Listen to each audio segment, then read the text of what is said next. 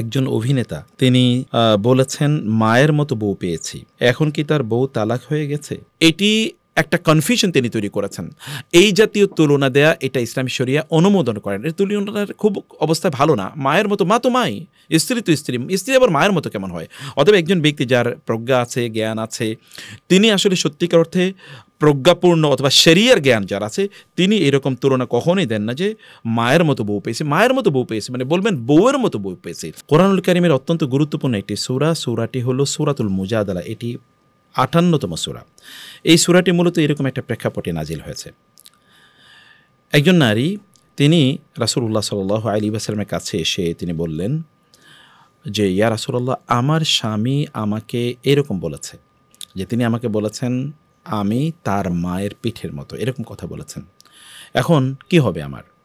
তো রাসূলুল্লাহ সাল্লাল্লাহু আলাইহি ওয়াসাল্লাম তাকে বললেন যে তালাক হয়ে গেছে, অতএব এটা নিষিদ্ধ হয়ে গেছে। কিন্তু তিনি রাসূল সাল্লাল্লাহু বলেন, ইয়া রাসূলুল্লাহ, এটা কীভাবে হয়? তিনি আমাকে এতদিন তিনি আমার যৌবনে আমি তার সাথে কাটালাম, আমার পেট তার জন্য উন্মুক্ত করে দিলাম, সন্তান সেখানে হলো, এখন তিনি আমাকে তালাক দিয়ে দেবেন, তাহলে আমি চলবো কীভাবে? আমার এই সন্তানদেরকে নিয়ে আমি কিভাবে চলবো? এরকম কথা যখন তিনি রাসূলুল্লাহ সাল্লাল্লাহু আলাইহি ওয়াসাল্লামকে বললেন, তখনই সেই প্রেক্ষাপটে আল্লাহ সুবহানাহু ওয়া তাআলা এই সূরাটি নাজিল করলেন, যে সূরাটিকে আমরা বলছি সূরাতু আল মুজাদালা। আল মুজাদালা মানে হচ্ছে আসলে বিতর্ক, যদিও এটা বিতর্ক না, ঠিক এটি একজন নারী এসে রাসূলুল্লাহ সাল্লাল্লাহু আলাইহি ওয়াসাল্লামকে, তার নাম ছিল খাউলা বিনতে সাআলাবা রাদিয়াল্লাহু তাআলা আনহা, এবং তার স্বামী ছিল আউস বিন আস-সামিত রাদিয়াল্লাহু তাআলা আনহু। তো এই অবস্থায় রাসূলুল্লাহ সাল্লাল্লাহু আলাইহি ওয়াসাল্লামের কাছে কোরআনুল কারীমের এই সূরাটি নাজিল হলো, যেটি সূরাতুল মুজাদালা। আমরা আপনাদেরকে বলবো যে এই প্রেক্ষাপটে একটা সুযোগ আছে, সূরাটি ভালো করে পড়ুন। গোটা সূরার প্রেক্ষাপট বক্তব্য কিন্তু একই। তাহলে যে স্বামী যদি তার স্ত্রীকে বলেন যে তুমি আমার মায়ের এই অঙ্গের মতো আমার কাছে, যেমন পিঠের কথা বলেন অথবা পেটের কথা বলেন অথবা অন্যান্য কোনো অর্গানের কথা বলেন, যেটা এর মাধ্যমে এই নারীকে তার মায়ের সাথে সরাসরি তুলনা দেয়া হলো, যেটা স্বামী এবং স্ত্রীর সাথে তুলনার বিষয়টা দাঁড়ায়। তাইলে এই নারী তার স্বামীর জন্য হারাম হবেন কিনা, এই ব্যাপারে কোরআনের এই সূরাতে আল্লাহ সুবহানাহু ওয়া তাআলা বললেন যে না, এটি আসলে হারাম হবে না, কারণ এটাকে বলা হয় জেহার। আবার ব্যক্তি আসলে কি নিয়ত করছেন সেটার উপর এটা নির্ভর করে। যিনি এ কথা বলছেন তিনি যদি নিয়ত করেন যে এর মাধ্যমে তার স্ত্রীকে তিনি তালাক দিতে চান, তার মা যেমন তার জন্য হারাম, তার স্ত্রীও তার জন্য এরকম হারাম ওই মায়ের মতো, তাইলে তো এটা তালাক হয়ে যাবে একেবারে, তাইলে এই স্ত্রী তালাক হয়ে যাবে। কিন্তু যদি এমন হয় যে তিনি কেবল তুলনা করেছেন আর এই তুলনার উদ্দেশ্য আসলে তালাক না, অন্য কোনো কিছু উদ্দেশ্য, তাইলে সেটা কি হবে? সেই ব্যাপারে আল্লাহ সুবহানাহু ওয়া তাআলা কোরআনে আয়াতে উল্লেখ করেন, আল্লাযীনা ইউযাহিরুনা মিনকুম মিন নিসাইহিম মা হুন্না উম্মাহাতুহুম ইন উম্মাহাতুহুম ইল্লাল্লাতী ওয়ালাদনাহুম ওয়া ইন্নাহুম লায়াকুলুনা মুনকারাম মিনাল কাওলি ওয়া জুরা। অর্থাৎ কেউ যদি এমন কোনো জিনিস হয় যে তার মায়ের সাথে তিনি তার স্ত্রীকে এরকম কোনো একটা অর্গানের সাথে তিনি তুলনা করেছেন, এই তুলনা যদি তিনি করে থাকেন তাইলে এইটাকে বলা হয় জেহার। এটা একেবারে ওইরকম তালাক না, কিন্তু এটা জেহার হবে।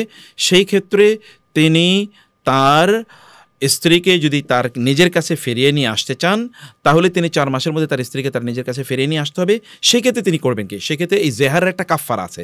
কাফারা আল্লাহ সুবহানাহু ওয়া তাআলা বললেন যে তিনি তার স্ত্রীকে ফিরিয়ে নিয়ে আসতে হলে তার কাছে, তাইলে তিনি 2 মাস টানা একেবারে অব্যাহতভাবে তিনি রোজা রাখবেন, মধ্যখানে কোনো ছেদ দিতে পারবেন না, তিনি রোজা রাখবেন, অথবা তিনি একজন কৃতদাসকে মুক্ত করে দেবেন। আর যদি তিনি সেটি না পারেন, তাহলে আল্লাহ সুবহানাহু ওয়া তাআলা তিনি বললেন ফামাল্লাম ইয়াস্তাতি' ফাইতআমু 60 মিসকিনা, তাহলে তিনি 60 গরিব মানুষকে তিনি খাদ্য দিয়ে দেবেন। তার মানে আমরা বিষয়টাকে যেটা আবার আপনাদের সামনে বলছি তা হলো এটা তালাক নয়, এটা মূলত জেহার। আর জেহারের মাধ্যমে তিনি যদি নিয়ত করেন যে তালাক, তাইলে তিনি তার স্ত্রীকে জেহারের কাফারা এটি দিয়ে তার স্ত্রীকে তিনি ফিরিয়ে নিয়ে আসতে পারবেন। জেহারের কাফারা দিয়ে তিনি তার স্ত্রীকে ফিরিয়ে নিয়ে আসতে পারেন। আর জেহারের কাফারাটা কি? জেহারের কাফারাটা হলো তিনি একজন কৃতদাসকে মুক্ত করে দেবেন। এখন সেই সুযোগ যেহেতু নাই, তিনি অব্যাহতভাবে 60 দিন তিনি রোজা রাখবেন একাধারে। আর যদি সেটা তিনি না পারেন, তাইলে তিনি 60 জন মিসকিনকে খাদ্য দিয়ে সেখান থেকে তিনি মুক্তি পেতে পারেন।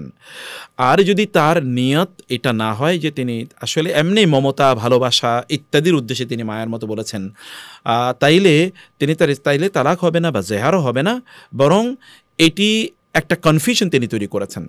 এই জাতীয় তুলনা দেয়া এটা ইসলামী শরিয়া অনুমোদন করেন। এর তুলনার খুব অবস্থা ভালো না। মায়ের মতো, মা তো মাই, স্ত্রী তো স্ত্রী, স্ত্রী আবার মায়ের মতো কেমন হয়?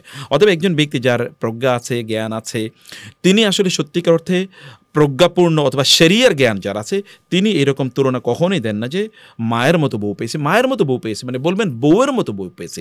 মমতাময়ী অথবা একজন যেই বউ তাকে ভালোবাসেন, যেটা কোরআন আল্লাহ সুবহানাহু ওয়া তাআলা তিনি আমাদেরকে বলেছেন ওয়াজআলা বাইনাকুম মাওয়াদ্দাতান ওয়া রাহমা, যেই স্ত্রী বা যেই স্বামী আপনাকে পরম ভালোবাসবেন, প্রেমময়ী, অথবা যিনি আপনাকে অনুগ্রহ করবেন মানে অনুগ্রহশীলা, এরকম একজন স্ত্রীকে আমি পেয়েছি, এভাবে তিনি বলবেন। অথবা রাসূলুল্লাহ সাল্লাল্লাহু আলাইহি ওয়াসাল্লাম বলেছেন তাজাওয়াজুল ওয়াদুদ আল ওয়ালুদা, তোমরা এমন নারীদেরকে বিয়ে করে যারা তোমাদেরকে পরম ভালোবাসবেন, তোমাদেরকে অনেক সন্তান উপহার দেবেন, মানে তারা অনেক সন্তান প্রসব করতে পারবেন বা গর্ভে ধারণ করতে পারবেন, এমন নারীদেরকে তোমরা বিয়ে করো।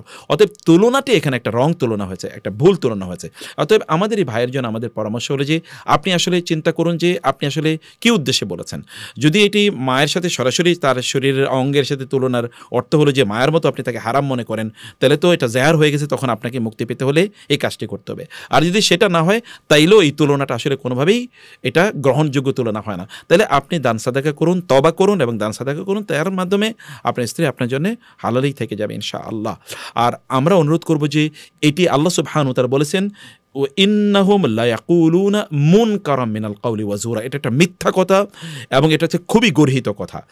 এরা যারা এই জাতীয় কথাবার্তা বলে তারা সত্যি করতে তারা একটা বড় ধরনের অন্যায় করেছে। এখন আপনি জেহার এর উদ্দেশ্য যদি করে থাকেন, মানে আপনার মায়ের মতো আপনি স্ত্রী আপনার জন্য হারাম, এটি যদি আপনি মনে করে থাকেন, তাহলে আপনি কিন্তু যে পদ্ধতি আমরা বললাম যে আপনি একজন ক্রীতদাসকে মুক্তি করবেন, অথবা আপনি 60 দিন রোজা রাখবেন, অথবা 60 জন মিসকিনকে খাওয়াবেন, এটা কিন্তু আপনি স্ত্রীকে স্পর্শ করার আগে, মানে তাকে আপনি স্পর্শই করতে পারবেন না, তাকে আপনি ধরতেই পারবেন না, তার কাছে আপনি যেতে পারবেন না।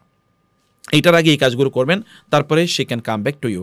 আদারওয়াইজ তো ইনশাআল্লাহ আপনি তওবা ইস্তেগফার করুন, দান সাদাকা করে দিন আপনি, এবং এই জাতীয় কথাবার্তা থেকে আমরা বলবো যে অন্যরাও আপনারা বিরত থাকুন। আপনার মায়ের সাথে আপনি তুলনা করে কোনো প্রশ্নই আসেন, এটা একটা গর্হিত তুলনা। এই তুলনাটা প্রজ্ঞাপূর্ণ কোনো তুলনা নয়, এটি খুবই মানে যারা শরিয়া জ্ঞান যারা রাখেন তারা এই জাতীয় তুলনা তারা কোনো অবস্থায় তারা করতেই পারেন না।